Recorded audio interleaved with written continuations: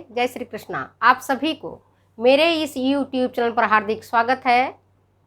आज मैं आपको विशिष्ट गुरुत्व परीक्षण इसके बारे में बताती हूँ। कई बच्चों का क्वेरी था कि मैडम स्पेसिफिक ग्रेविटी टेस्ट कैसे किया जाता है और इसके बारे में हमें थोड़ा सा समझा दीजिए। आप लोग की जो जहाँ कन्फ्यूजन था, तो कई बच्चों का कन्फ्यूजन मैंने देखा है व्हाट्सएप पर भी, कई लड़कियों ने कुछ और भी पूछा है। एक एक करके मैं सबके प्रश्नों का जवाब दूंगी। तो आज मैं आपको विशिष्ट गुरुत्व परीक्षण स्पेसिफिक ग्रेविटी टेस्ट के बारे में चर्चा कर रही हूँ।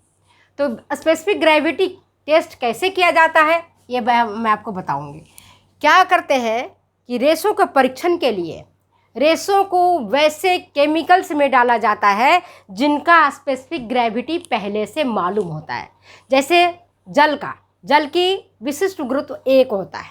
अब हम ये देखते हैं कि कौन सा रेसा जल के ऊपर तैरता है और कौन सा रेसा जल के भीतर डूब जाता है।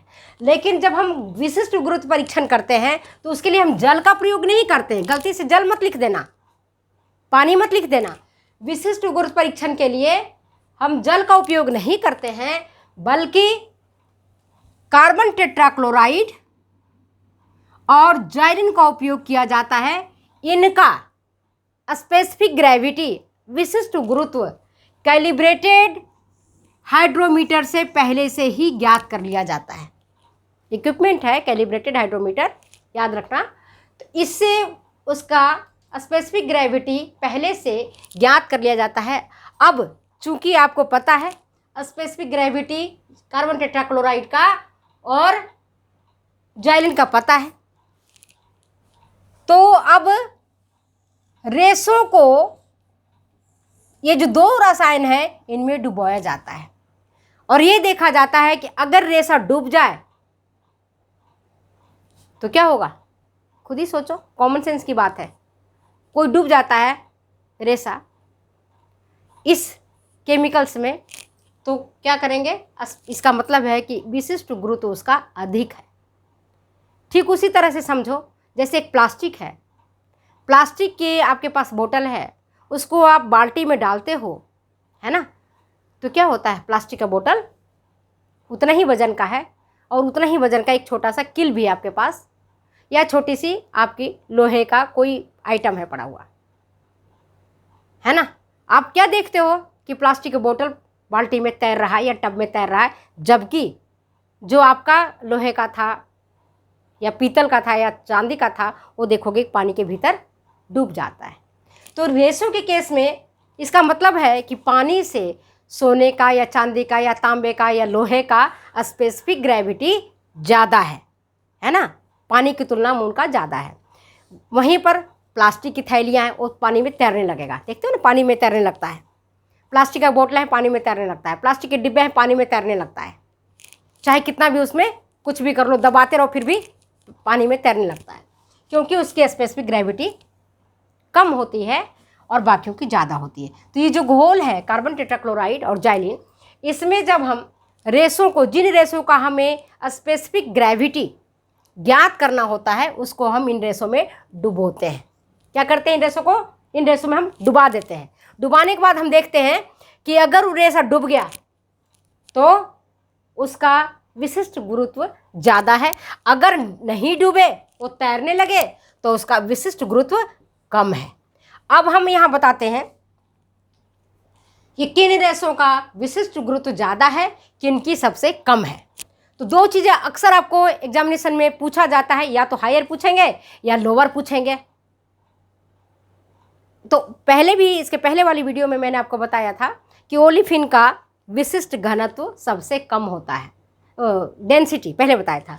तो उसका जब कम होता है तो यहाँ देखो कि विशिष्ट गुरुत्व भी इसका कम होगा।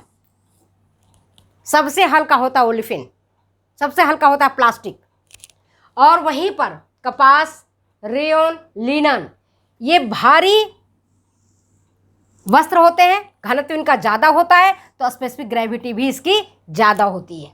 भारी वही होगा ना, जो डूब जाएगा भारी होगा, नहीं डूबेगा तैरने लगेगा हल्का होगा। तो ये देखो, कपास, रेनन और लीलन, इनका विशिष्ट गुरुत्व ज़्यादा होता है। कैसे याद रखोगी, एक एक फॉर्मूला है, मैं अब बता देती हूँ आपको, याद करने का ट्रिक है, वो है करेली। करेला खाते हैं अपन, करेली तीता लगता है खाने में। तो क से क्या हो गया, कपास, करेली। करेली याद रखोगी कि ये भारी वस्त्र है, करेली। हल्का कौन सा है, ओलिफिन। अब बाकी तो बीच का है, ये भी मैं ट्रिक बता देती हूँ। करेली में क से कपास, रे से हो गया रेयन, ली से हो गया लिनन। भारी वस्त्र है, पानी में डूब जाता है, स्पेसिफिक ग्रेविटी भी इसकी ज़्यादा है, घनत्व भी इसका अन्य रेशों की तुलना में ज़्यादा है। अब आता है टेरिलिन। इसके बाद टे। करेली खा के क्या बोलता है आदमी, टे बोल गया, अरे भाई अब तो नहीं खाया जा रहा है, टे बोल देता है ना। कोई रसगुल्ला नहीं कि दूसरी बार और खाएंगे। तो टेरिलिन का है 1.38। टेरिलिन का कितनी है स्पेसिफिक ग्रेविटी, 1.38। ऊन और रेयोन एसीटेट, इसके बाद उसका नंबर आता है ऊन और रेयोन एसीटेट। याद करने का तरीका आता है कि हमने करेली खाया, टे बोल दिया, और फिर मुंह से आवाज निकला उर्रे। क्या खा लिया, करेली खा लिया। क्या खा लिया हमने, करेली खा लिया, टे बोल गया, उसके बाद आ गया उर्रे हैं। और सबसे लास्ट में आता है आपका है ना ऊन, रेयोन एसीटेट, इनका होता है 1.32। एक्रिलिक, इनका पॉइंट होता है 1.1 स्पेसिफिक ग्रेविटी। अगर ये पूछा जाए, अक्सर क्या आपको कर देते कंफ्यूज कि रेयोन एसीटेट का सबसे ज़्यादा होता है विशिष्ट ग्रोथ या एक्रिलिक का होता है, यहीं पर आप कंफ्यूज हो जाते हो। कंफ्यूज कहाँ होते हो, अगर ये पूछा जाए, जैसे आपको तो मालूम है करेली में भारी होता है, तो ऐसे इस तरह का क्वेश्चन कम ही पूछे जाते हैं। टेरिलिन, ये भी उनको पता है कि बीच का है, बच्चों को याद होगा। अब कंफ्यूजन वाला कौन सी, एक्रिलिक और रेयोन एसीटेट। इसे पूछते हैं कि इन दोनों में से विशिष्ट गुरुत्व किसका ज़्यादा होता है या किसका कम होता है। तरीका का क्या है, उर्रे अगर याद रखोगे तो रेयोन एसीटेट याद हो जाएगा, और एक्रिलिक उसके नीचे आता है, उसकी कम होगी। और ओलिफिन का तो ऐसे भी आपको याद रहेगा कि पानी, प्लास्टिक के थैलिया से याद रख लो कि प्लास्टिक की थैली, प्लास्टिक का बोतल पानी में तैरने लगता है तो घनत्व भी उसका कम होगा, और वो विशिष्ट गुरुत्व भी उसका सबसे कम होगा। तो उसके तो ओलिफिन वाला याद करने में कोई दिक्कत नहीं, करेला याद करने में कोई दिक्कत नहीं। करेली खा के बोलेंगे टे, तो टेरिलिन का कम। ये अक्सर नहीं पूछा जाता है। प्रश्न कहाँ पूछा जाता है, आपको कंफ्यूज करने के लिए कि विशिष्ट गुरुत्व किन रेशों का ज़्यादा होता है। इनमें से बता देंगे रेयोन एसीटेट, एक्रिलिक, या एक दो और दे देंगे कंफ्यूज कराने के लिए। तो आपको पता है कि ऊन का और रेयोन एसीटेट का बराबर होता है 1.32, एक्रिलिक का होता है 1.1, ओलिफिन का होता है 0.92। तो आज मैंने आपको विशिष्ट गुरुत्व परीक्षण, क्योंकि पहले भी मैंने आपको बताया था कि जब हम रेशों से वस्त्र बनाते हैं और उसका उपयोग परिधान के रूप में करते हैं, तो उनमें किन किन चीज़ों का, किन किन गुणों का होना अनिवार्य है। जैसे व्यास, लंबाई, पर्याप्त मजबूती, एलास्टिसिटी, टेनेसिटी, प्रत्यास्थता, ये सारी चीज़ों का होना अनिवार्य है। अगर इनमें कुछ कमी रहती है तो वस्त्र बनते तो हैं, लेकिन वो वस्त्र आपके पहनने योग्य नहीं बनते हैं, परिधान योग्य नहीं बनते हैं। जैसे जूट का मान लो बनाते हो तो क्या काम आता है, बोरियां बनाने में काम आता है। आजकल जूट से परिधान भी बनने लगे हैं, लेकिन बहुत महंगे होते हैं, चलता है नहीं, तो आम जनता उसको, साधारण जनता उसको नहीं खरीद करके पहन पाती है। इसी तरह से लिनन का वस्त्र है, उसमें कई कमियाँ हैं। उस कमियों के कारण लिनन का वस्त्र मार्केट में उतना सुलभ नहीं होता है, इन्हें गिने चुने लोग ही उसका उपयोग कर पाते हैं। तो आज मैंने आपको विशिष्ट गुरुत्व परीक्षण के बारे में जानकारी दी है। आपको याद, अगर ये अक्सर एग्जामिनेशन में पूछा जाता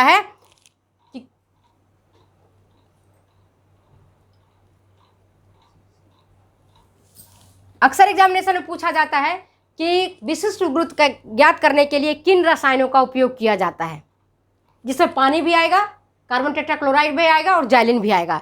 तो आप पानी से रेशों का विशिष्ट गुरुत्व ज्ञात नहीं करते हैं। पानी का विशिष्ट गुरुत्व यद्यपि एक होता है, लेकिन रेशों का विशिष्ट गुरुत्व ज्ञात करने के लिए कार्बन टेट्राक्लोराइड और जाइलिन का ही उपयोग किया जाता है। और इन दोनों का विशिष्ट गुरुत्व कैलिब्रेटेड हाइड्रोमीटर से पहले से ही ज्ञात कर लिया जाता है। इन रसायनों में जिन रेशों का हमें ज्ञात करना पड़ता है, जैसे शीशा का है, एस्बेस्टस का है, उन सब का तो और भी भारी ज़्यादा होगा स्पेसिफिक ग्रेविटी।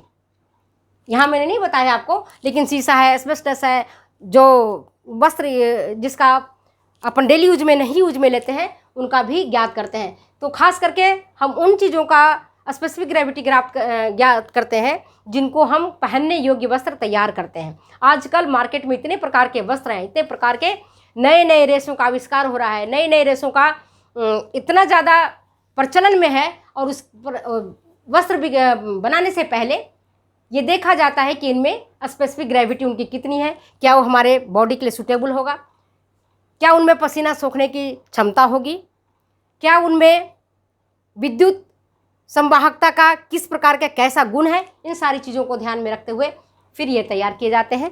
तो आज मैंने आपको डिटेल्स में विशिष्ट गुरुत्व परीक्षण स्पेसिफिक ग्रेविटी टेस्ट के बारे में डिटेल्स में बताया है। तो अगर ये वीडियो आपको अच्छी लगती है तो प्लीज़ शेयर करें, कमेंट करें, सब्सक्राइब करें। फिर मिलते हैं हम अगले वीडियो में अगले एपिसोड के साथ।